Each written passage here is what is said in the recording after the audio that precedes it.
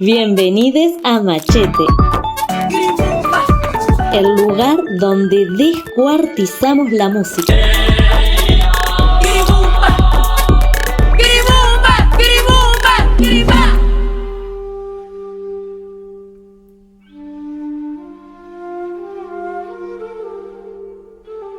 Buenas, ¿cómo están? En esta ocasión vamos a abordar una producción musical que podríamos enmarcar dentro de lo que la historiografía tradicional denomina como Edad Media.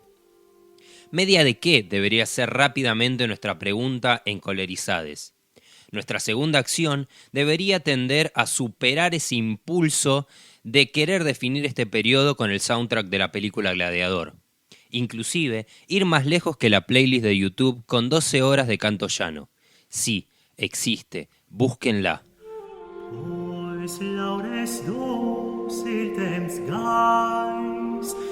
En definitiva, deberíamos tener en cuenta que durante este periodo extensísimo, que va desde el siglo V al XV, existieron al menos 3 espacios de producción musical que debemos tener en cuenta: la plaza pública, el monasterio y el castillo. Hoy nos centraremos en el castillo como figura espacial y más precisamente en los trovadores, no la oleada de cantautores cubanos de la década del 60, sino los miembros de una aristocracia feudal que se encontraban, digamos, en una situación un tanto desventajosa. Pero para eso quizá necesitemos un poco de contexto. Machete. La ocasión musical que estamos escuchando es atribuida a Ramón de Mirabal, un trovador de Carcassona, ciudad de Occitania, actualmente región bien al sur de Francia y lindante con España. En el marco de una sociedad estamental rígida, donde la movilidad social era prácticamente nula, y donde los atributos y el poder se obtenían por herencia o linaje, los trovadores son una figura que va a surgir por la necesidad de autoafirmación de una aristocracia en jaque. En un tiempo donde las tierras obtenidas en las conquistas ya fueron acaparadas por nobles de mayor jerarquía y cuando no existen grandes batallas o gestas donde hacer alarde de las destrezas en caballería y combate, esta aristocracia menor no encuentra mecanismo alguno que le permita legitimar su poder por los medios habituales. En esa coyuntura surge una práctica musical como la que estamos escuchando que buscará legitimar su posición social y por lo tanto mantener el status quo y autoafirmarse dentro del mismo.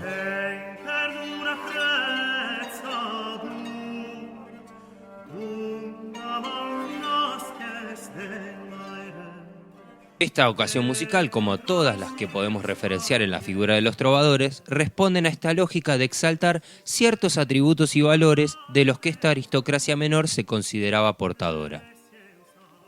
En contrapartida a la plaza pública, el ideal de mesura y control, expresión de un alma incorruptible, será un eje distintivo en estas producciones. Recordemos que nos encontramos en un periodo donde la cosmovisión considera la vida terrenal como un tránsito necesario hacia un fin último, la ascensión a la vida eterna. Y por lo tanto el cuerpo, como un envase del alma. Llevado al plano sonoro, esto se verá reflejado en la utilización de instrumentos que permitan ejecuciones de baja intensidad y proyección sonora, una búsqueda absoluta por controlar el ruido u ocultar el cuerpo, desde la emisión y el ataque, como sucede en los instrumentos de viento que percibimos en la introducción. Noten que en el desarrollo de la ocasión musical, los instrumentos ejecutan notas largas que funcionan como un colchón sobre el que se desarrolla la voz. Un comportamiento similar asumen los instrumentos de cuerda pulsada y frotada, que articulan sus ataques en relación a la rítmica de la poesía, muchas veces acompañando o reforzando el gesto melódico de la voz, otras tantas haciendo ligeras o breves ornamentaciones en los silencios que deja la misma.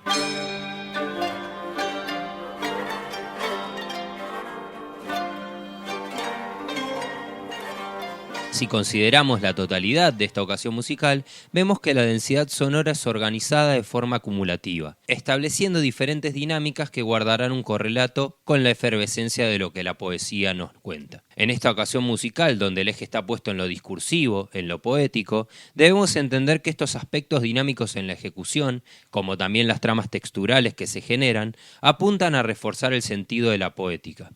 Así, identificamos a la voz como figura en una gran proporción de la ocasión musical, priorizando la declamación del texto y buscando no entorpecer ni distraer con grandes giros melódicos lo que en verdad se busca transmitir, lo que denominaremos el pathos de la distancia, la pretendida distancia aristocrática. El pathos de la distancia, consignado por Nietzsche en relación a la caballería cortesana, se refiere al sentimiento de superioridad que esta aristocracia feudal, portadora del poder, cristalizó o buscó cristalizar sobre todo en la práctica musical. Como sabemos, quienes ejercen el poder también nombran, clasifican y demarcan las fronteras entre el bien y el mal, lo bárbaro y lo civilizado, lo propio y lo foráneo, entre un sinfín de etiquetas que responden en su gran mayoría a las clases hegemónicas y sus intereses. ¿Choqueados? Machete.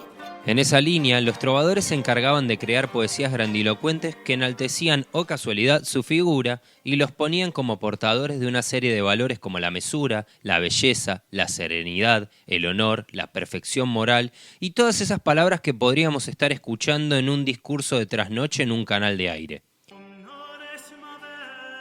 Ahora bien, si ellos son los portadores de estos valores, debe existir su contrapeso que los vuelva necesarios, que haga de su gesta poética una necesidad en una sociedad corrompida. Palabras más, palabras menos, la plaza pública y las prácticas populares. Pero el oyente o el oyente que desconfía y hurga en este podcast dirá, ¿y los aspectos sonoros? ¿De dónde venían las técnicas, las formas de producción, los materiales musicales?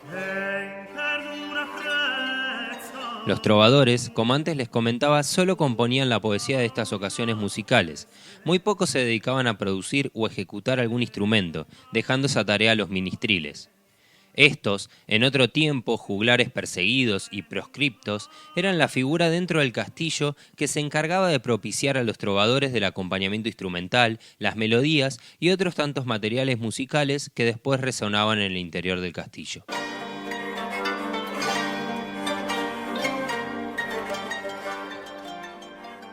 ¿Y de dónde sacaban los ministerios estos materiales?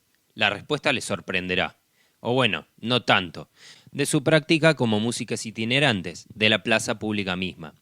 Y ahí dirán ustedes, ya empapados de la música de juglares, que el instrumento de cuerda pulsada que realiza arpegios sin un pulso regular, o la forma de fonación que desarrolla la voz en un ámbito acotado, o inclusive los instrumentos de viento antes mencionados, bastante distan de la cultura de la risa y el ámbito popular. Y están en lo cierto. Sucede que este préstamo, óiganse con detenimiento las comillas, se denomina estilización y es otro de los aspectos nodales de esta práctica musical.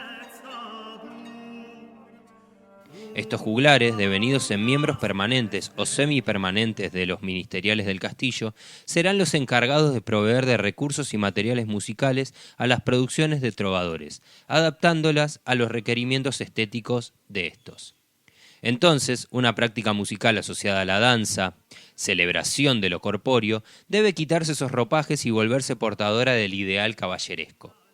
Así, elementos vinculados al aspecto rítmico y por ende a lo danzable son transformados en músicas de un ritmo liso, sin una pulsación regular o simétrica.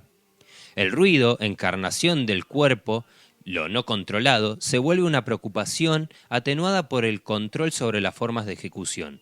La búsqueda de priorizar lo poético y la importancia del texto inclinan estas prácticas hacia texturas con baja densidad sonora, buscando evitar elementos musicales que por su gran movimiento o dinámica resulten distractivos. No debemos confundir el proceso de estilización con los significados que hoy en día podemos atribuirle al término. La estilización supone el pasaje de una práctica musical de un estrato a otro, modificando o adaptando en muchos casos sus características sonoras en dicho proceso. En este caso, la traslación se da entre la plaza pública, ámbito de las clases populares, hacia el castillo, espacio de las aristocracias feudales. Este proceso recontextualiza dichas prácticas musicales, transformando un arte de diversión en un arte de representación. Allá lejos en este podcast recordarán que les comentaba que Raimon de Mirabal practicaba lo que se denominaba como trobar lieu, o componer ligero, en referencia a la producción de una poesía sencilla, accesible, con figuras poéticas que involucraban imágenes cotidianas, buscando, si se quiere, la aceptación de un mayor número de audiencia. A su vez, en una suerte de contienda estética de la época, existían quienes detentaban y defendían el trobar clus, una forma de poesía hermética, cerrada, que se referenciaba en imágenes poéticas y recursos que solo un público selecto pudiera comprender. Algo así como mi dicción en este podcast o una letra del Indio Solari.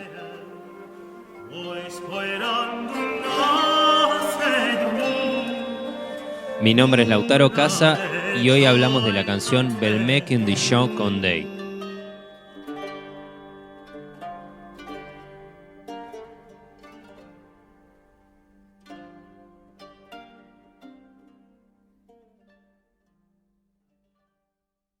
Machete. Atravesando la jungla del análisis musical.